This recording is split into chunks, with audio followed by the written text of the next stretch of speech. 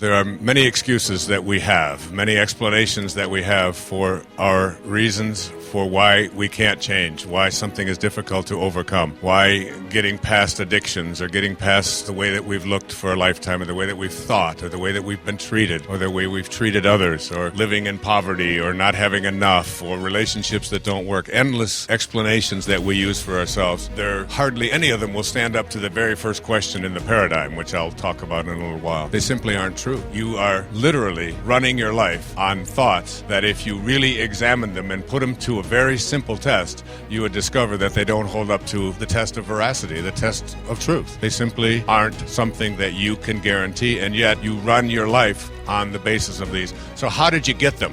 Wayne Dyer was an icon in self-development and spiritual growth. He wrote over 40 books, including an astonishing 21 New York Times bestsellers. His childhood was spent in orphanages and foster homes, but he'd go on to inspire millions and become known as the father of motivation. In this exclusive radio show provided by our partners at Hay House, Wayne Dyer explains how to eliminate all excuses, take control of your life, and achieve your biggest dreams. And if you want even more great Hay House content, check out their YouTube channel. We've linked it up down in the description below. I put out on my website and ask for everybody who tunes into my website to send me the excuses that you use most commonly in your life. As I sat down to write this book, this is the third chapter in Excuses Be Gone. And I got 5,500 replies. And my friend and I started just taking them apart and just putting them into different, this is the same as this is the same as this. And sure enough, there were 18 categories.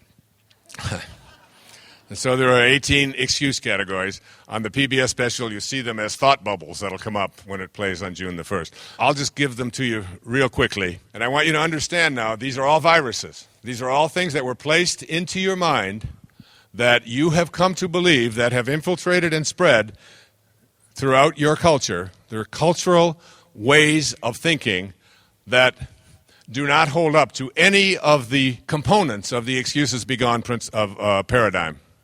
That if you begin to practice it, you can change it, whatever it is. I'd like you to think, particularly those of you who are closet addicts in here, and closet eaters as well. I'd like you to just sit right now and just visualize that tomorrow you can be free of it. Tomorrow. Easily. Easily. And everything that you need, and everyone that you need, and whatever money you need, all of it will begin to show up for you. You can make that shift. Tomorrow, you're free of it. That's how powerful this is. I've seen it work. It will be difficult. Excuse. It will be risky. It will take a long time. There will be family drama if I do this. So I don't do it. I don't deserve it. It's not my nature. I can't afford it.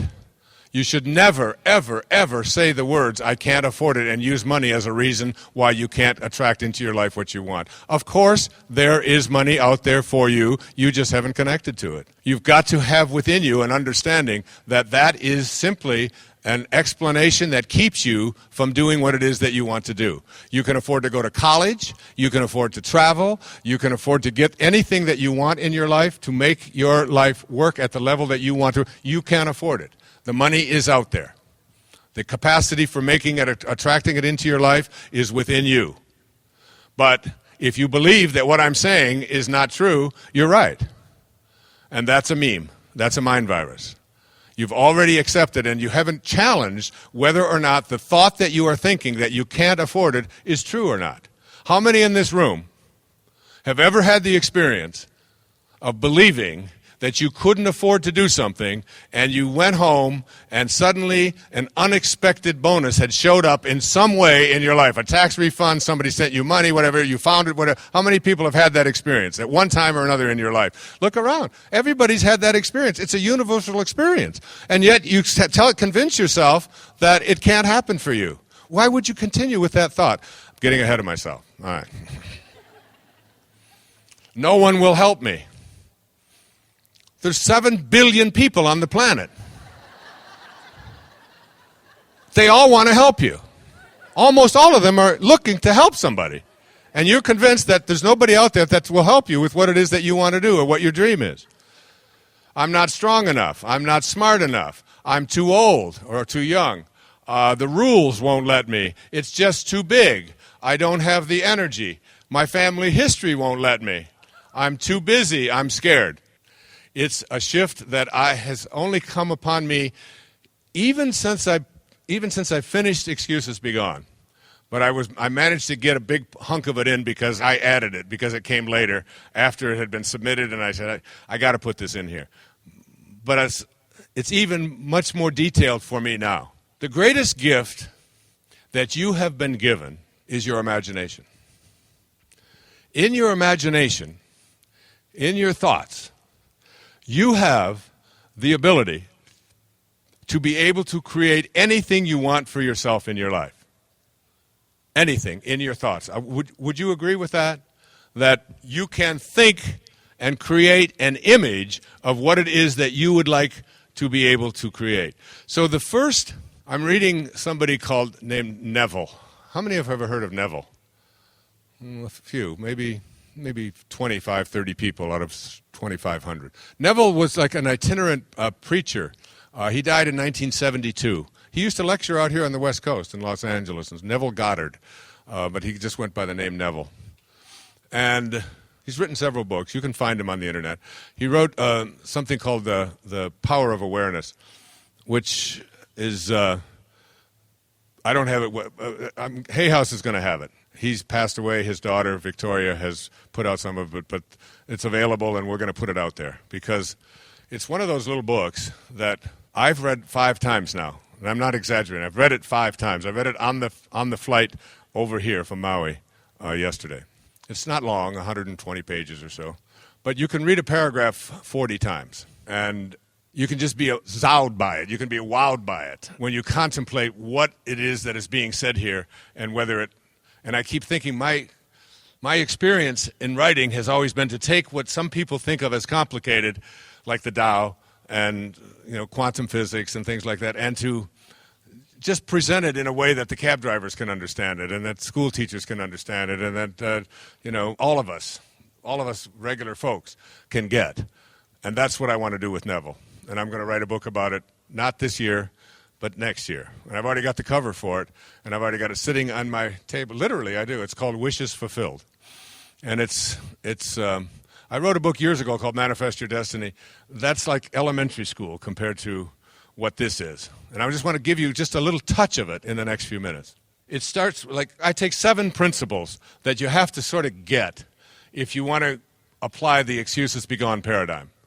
And these 7 principles, I'm not going to go through all of them. I'm just going to go through a couple of them. The first one is contemplation. And I've talked about contemplation before. Aristotle said that contemplation is the highest form of action, that it's action, that what you think about is what you become, but it's even more than that. And I wrote out the specifics from Neville of it. I'm just going to go through a few of them here. I did this on the PBS show as well. Contemplation is the continuous use of your thought process. Like, what do you contemplate? What do you think about? How do you use your mind? Remember now, I started this by saying that the greatest gift that you've ever been given is the gift of your imagination. That you can create for yourself in your thoughts what it is that you would like to have for yourself. The problem with it is that most people don't get it. They think that I just think it and that's not really reality. What I'm suggesting here is a shift in thinking about how you contemplate, so that contemplation doesn't just become something that you think about, it becomes a way of being. That contemplation, that your thoughts are actually like things that begin the process of materialization. That what you contemplate in your mind, ultimately you can harden into material reality, into form. In fact, everything that has been hardened into material form began with someone's imagination, began with a thought. Okay? So that William Blake said that everything that you now see was once only imagined. Everything. This room, your cell phone, the clothes you're wearing, everything, including you, that you are imagined into reality by God. That you are a product of the imagination of the Tao, of God. And so that sounds like a little far out kind of thing, but it's more than that. And just stay with me for a moment. If you contemplate with thoughts that match originating spirit, you have the same power as originating spirit. If you can think like God thinks, you have the same power as God because you are God. You are a piece of God. You must be like what you came from.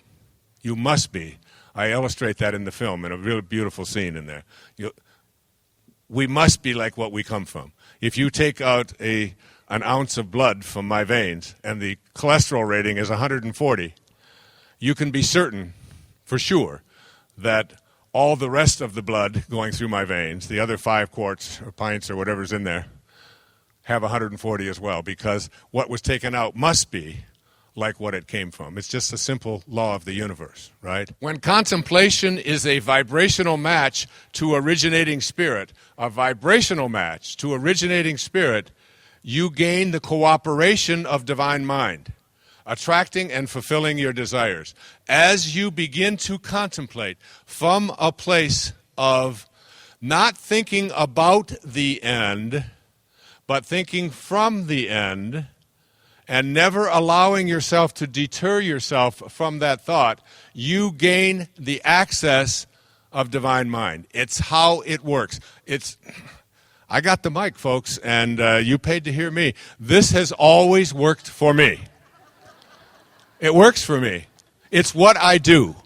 My children will tell you that. They will tell you how crazy I am.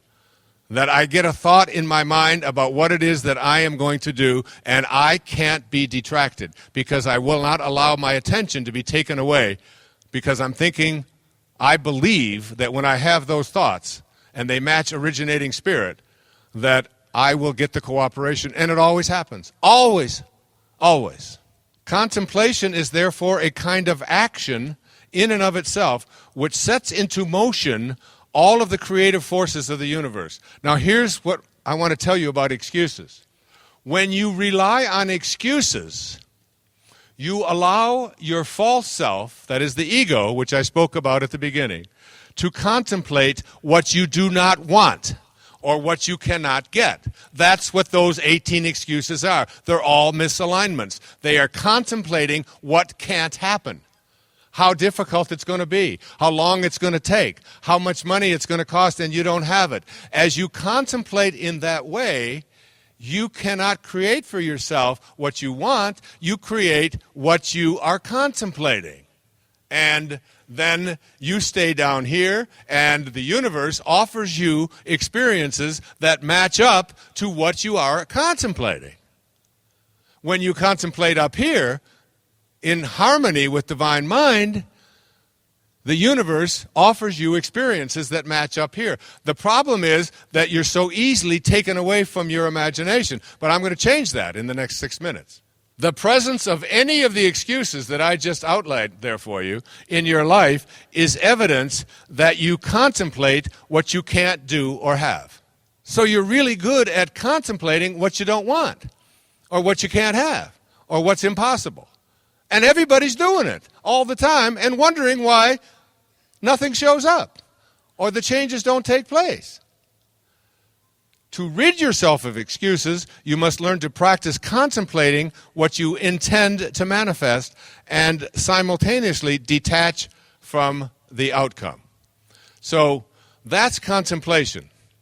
Now here's what Neville said, and this really got to me. He said, 1 in a million. Now, there's 300 million people in America. That means 300 people know this. All the rest don't get it. That's what he said. And he literally was speaking 1 in a million. That when you want to understand something mentally, you contemplate it. You cogitate on it. You think about it. You compare it. You analyze it. The first 4 letters of analyze. You're anal, right? You do all of this stuff. You contemplate, you think about it. When you want to understand something intellectually and mentally, you contemplate it.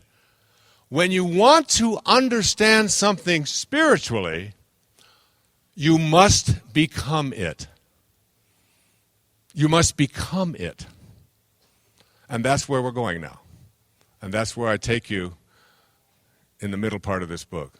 Now, what you have to do, this is what Neville said, and what I'm saying to you, is you take in your imagination what you would like to create for yourself, and you assume the feeling of the wish fulfilled. You assume the feeling of the wish fulfilled. Memorize it. I have. I can say it. I say it 1,000 times a day to myself. Assume the feeling. Relationships, sickness, my work, my children, how I relate in my life. Assume the feeling of the wish fulfilled. What is your wish? It's whatever you have in your imagination. How do you assume the feeling of the wish fulfilled? You must become it. And to understand something spiritually, you can't just contemplate it. You now must become it. In your mind, in your imagination, you must become it. As you become it, now you have, here's the difficulty. Where do you place your attention on what it is that you are wishing for yourself in your imagination? There are two kinds of attention. The first is called objective attention. So you have a wish, you have a desire, you want to lose the weight, you want to overcome the addiction, you want to create manifest abundance into your life, you want to get the job, whatever it is. You have the freedom to think it, to imagine it, right? You can think it. You're allowed to think it. Nobody can take that away from you. Now you assume the feeling of that wish fulfilled. What does that feel like inside of your body? What does it feel like? And ultimately, now you have to decide, where am I going to place my attention on what it is that I intend to manifest or what I want to create for myself? If you use subjective attention, what you do is you allow anything outside of yourself, like somebody says, oh, well, you got a really bad speech impediment. You know, I can't even understand you. Or somebody makes fun of you. Or it doesn't work for you. And immediately you allow your attention to go off of what it is that you are using your imagination to create. And the minute that you do that, you've lost it. The other is called objective attention. And this is, you never allow anyone or anything, no matter what comes your way, to take you away from your wish, your vision. It's yours. Nobody gets to say, that's just a crock of shit. They can say that all they want to, and you immediately go to the feeling, you've assumed the feeling of the wish fulfilled. You are not thinking about having that job, or about being free of your addiction, or about losing the weight. You've already lost it.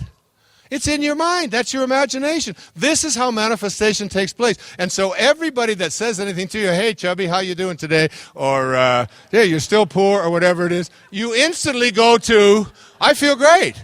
I feel terrific. This is mine. You don't get any piece of it. You can't have it. It's mine. Okay? Now, when you do that, what happens is you put into play what's called the subconscious mind. Now, the subconscious mind, the mind that you use to drive back and forth to work every day. You don't think about where you put your foot and does it go on the gas pedal and am I going to, do I have to have it and do I have to shift and should I turn and should I slow down and you don't do all of that, right? You can drive all the way across the country and never think about what the hell you're doing. And never make a mistake and stop at every red light and go make your turns and all of that because you've turned it all over to this subconscious mind, this part of you that is just working on automatic pilot, right? Your subconscious mind, which is where all of your actions take place and all of your creation takes place, cannot make a distinction between what you are feeling in your body as a result of your imagination and living there, or what you are experiencing every day in the material world. It doesn't know the difference. So now here's the key. Now I'm getting excited. Now this is really good. The last 5 minutes of your day, before you go into your subconscious mind to marinate for the next 8 hours, what do you do? How do you use your imagination, your mind, your thoughts? What do you use it for? Most of you use it to review all of the things that you don't like about what's going on in your life. And all of the things that are missing. And all of the reasons why it's not working again. And I heard that bald-headed bastard up there talking, and it may work for him because, he's rich and famous, but this ain't working for me. I can guarantee you it's not going to happen. And on you can go with all of the reason. He talked to me this way, and then she said that, and the money isn't coming in, I can't pay the bills, and that bastard I'm married to, he doesn't ever listen to whatever, and on it goes. You could fill You could fill a swimming pool. Remember Jackson Brown? I could fill a swimming pool with my tears, thinking about the way that you think at night. So now, the last 5 minutes, you've just reviewed everything that's wrong, everything that's missing, everything that's not going to happen, everything that I'm depressed about, all of the reasons why the world is going to hell, about this. I'm probably going to get that swine flu. I've been thinking about pigs a lot. And the economy's going into the toilet, and I'm going to probably lose my job, and we're not going to have this, and my kids, they need braces, and I can't afford them, and my kids don't even like me anyway, and on you go. You're using your mind. Now you're just about to go off into your subconscious mind, and you've got 8 hours. 8 hours. 8 hours. 1/3 of your day to marinate on all the things that are wrong. What I want you to do tonight is I want you to take the last 5 minutes when you're in bed alone or with someone else, what doesn't matter. It's the last 5 minutes when it's over, okay? And what I want you to do in those 5 minutes is I want you to go back to assuming the feeling of the wish fulfilled in your imagination. Because now your subconscious mind is going to do something for you. It's going to harden or start the process of hardening a thought into form. It starts there. That's how you get form out of thought, through this subconscious mind, which can't distinguish whether you're just thinking it and then feeling it. Change your concept of yourself by creating an idea in your mind that you can identify with it until you become it. So, a radical change of your concept of yourself, and get a picture in your mind of what you want to attract that is so strong that you become it. You become it in your mind, okay? You know a thing, I said this earlier, you know a thing mentally by thinking about it.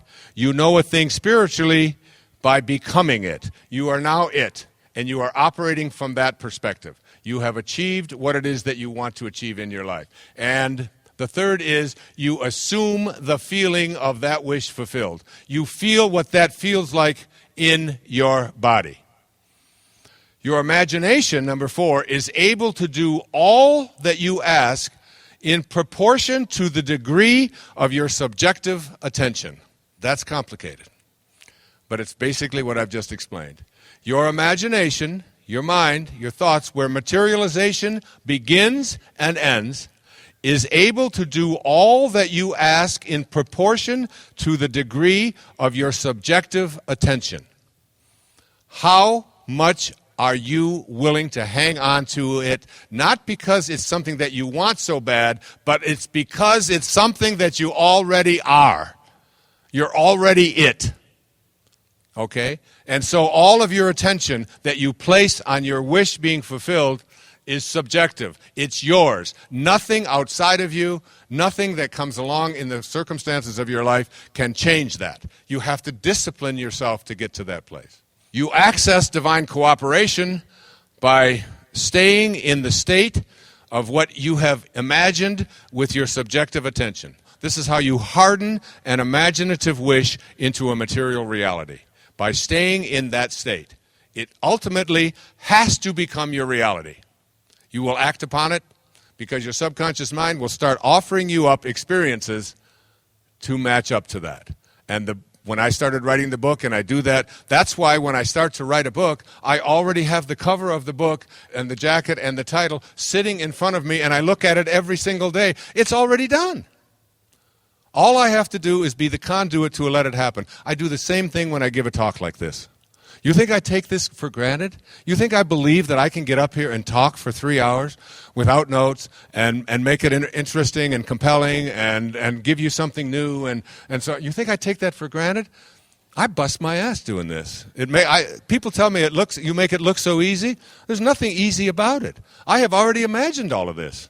I've already lived with this, and my kids all know. Don't bug me an hour and a half or 2 hours before I speak. Don't call me. Don't knock on my door. Don't ask me any questions. Don't ask me what you're wearing. Don't ask me anything. I am already completing this talk.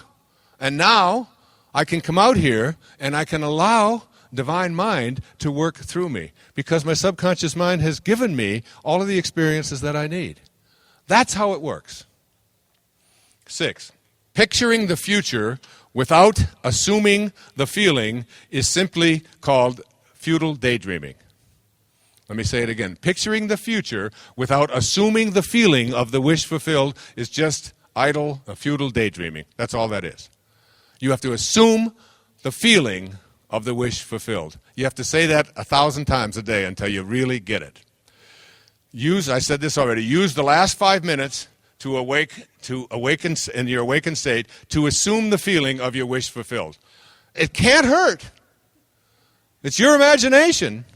Why not review what it is that you want and what you already are instead of what you can't have and what's not working? Because that's what you've been doing for your lifetime. That's why you use all of these excuses. Because you become a prisoner to them.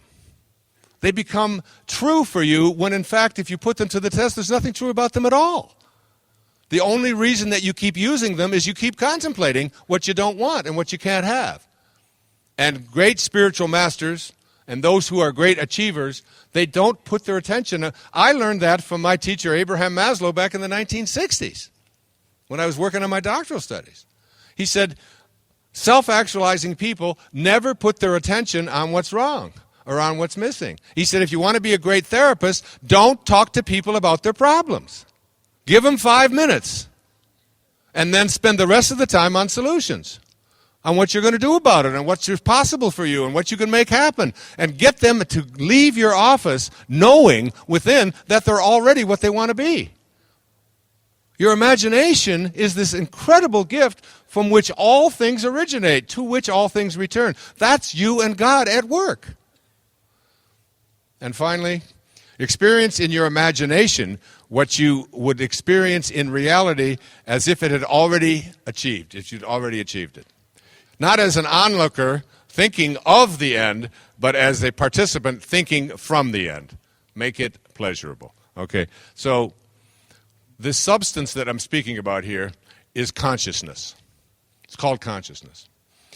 It is your imagination which forms consciousness, this substance, into concepts which are then manifested as conditions and circumstances and physical objects. So it's your imagination which takes consciousness and turns it into concepts which, when they're manifested, they come out as conditions or circumstances and physical objects. This imagination made your world. This supreme truth is, with but few exceptions, man is not conscious of it. Most of us simply are not conscious of the fact that within us we have the ability to take consciousness, move it in our imagination into circumstances, move it into conceptualizations, and then move it into form through our imagination.